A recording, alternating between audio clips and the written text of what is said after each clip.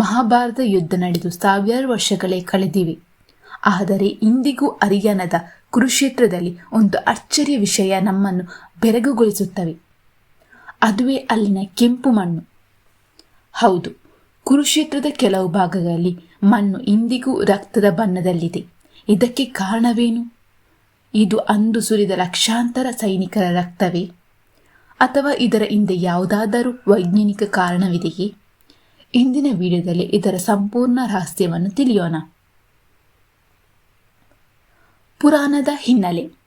ಪುರಾಣಗಳ ಪ್ರಕಾರ ಕುರುಕ್ಷೇತ್ರದ ಯುದ್ಧವು ಸತತ 18 ದಿನಗಳ ಕಾಲ ನಡೆಯಿತು.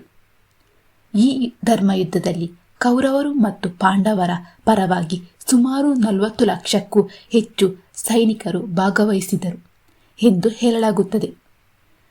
ಯುದ್ಧದ ಭೀಕರತೆ ಎಷ್ಟಿತ್ತೆಂದರೆ ಪ್ರತಿದಿನ ಲಕ್ಷಾಂತರ ವೀರರು ಮರಣ ಹೊಂದುತ್ತಿದ್ದರು. ಈ ವೀರರ ದೇಹದಿಂದ ಹರಿದ ರಕ್ತವು ಕುರುಕ್ಷೇತ್ರದ ಭೂಮಿಯನ್ನು ಸಂಪೂರ್ಣವಾಗಿ ಒದ್ದೆ ಮಾಡಿದೆ. ಜಾನಪದದ ನಂಬಿಕೆಯ ಪ್ರಕಾರ ಅಷ್ಟು ದೊಡ್ಡ ಪ್ರಮಾಣದ ರಕ್ತ ಮಣ್ಣಿನ ಹಾಲಕ್ಕೆ ಇಳಿಯದಿದ್ದರಿಂದ ಸಾವಿರಾರು ವರ್ಷಗಳಾದರೂ ಆ ಮಣ್ಣು ತನ್ನ ಕೆಂಪು ಬಣ್ಣವನ್ನು ಕಳೆದುಕೊಂಡಿಲ್ಲ.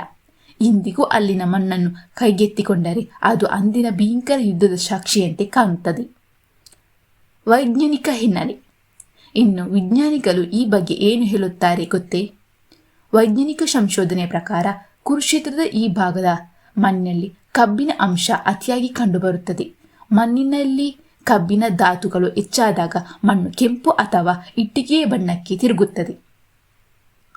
ಭೂಗರ್ಭದಲ್ಲಿ ನಡೆಯುವ ರಾಸಾಯನಿಕ ಬದಲಾವಣೆಗಳು ಮತ್ತು ಅಲ್ಲಿನ ಖನಿಜ ಅಂಶಗಳ ಸಾಂದ್ರತೆಯು ಈ ಮಣ್ಣಿನ ಬಣ್ಣಕ್ಕೆ ಮುಖ್ಯ ಕಾರಣ ಎನ್ನುತ್ತಾರೆ ಭೂವಿಜ್ಞಾನಿಗಳು.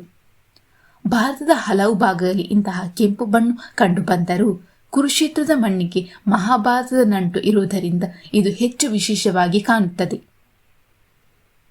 ಇಂದಿಗೂ ಕುರುಕ್ಷೇತ್ರಕ್ಕೆ ಭೇಟಿ ನೀಡುವ ಪ್ರವಾಸಿಗರು ಅಲ್ಲಿನ ಜ್ಯೋತಿಸರ್ ಮತ್ತು ಇತರ ಯುದ್ಧ ಭೂಮಿಯ ಭಾಗದಲ್ಲಿ ಈ ಕೆಂಪು ಬಣ್ಣ ನೋಡಬಹುದು.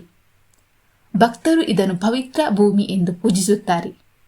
ವಿಜ್ಞಾನ ಏನೇ ಹೇಳಿದರೂ ಮಹಾಭಾರತದ ಕಥೆಯನ್ನು ಕೇಳಿದ ಪ್ರತಿಯೊಬ್ಬರಿಗೂ ಈ ಮಣ್ಣು ಅಂದು ನಡೆದ ಧರ್ಮಯುದ್ಧದ ಬಲಿದಾನವನ್ನು ನೆನಪಿಸುತ್ತದೆ. ಗೆಳೆಯರಿ, ನಿಮ್ಮ ಪ್ರಕಾರ ಈ ಮಣ್ಣು ಕೆಂಪಾಗಿರಲು ಪುರಾಣದ ಕಾರಣ ನಿಜವೋ ಅಥವಾ ವಿಜ್ಞಾನದ ಕಾರಣವೋ? ನಿಮ್ಮ ಅನಿಸಿಕೆಯನ್ನು ಕಾಮೆಂಟ್ ಬಾಕ್ಸ್ನಲ್ಲಿ ತಿಳಿಸಿ. ಈ ವಿಡಿಯೋ ಇಷ್ಟವಾಗಿದ್ದರೆ ಲೈಕ್ ಮಾಡಿ ಮತ್ತು ಇಂತಹ ಮತ್ತಷ್ಟು ರೋಚಕ ಕಥೆಗಳಿಗಾಗಿ ನಮ್ಮ ಚಾನಲನ್ನು ಸಬ್ಸ್ಕ್ರೈಬ್ ಮಾಡಿ. ಧನ್ಯವಾದಗಳು.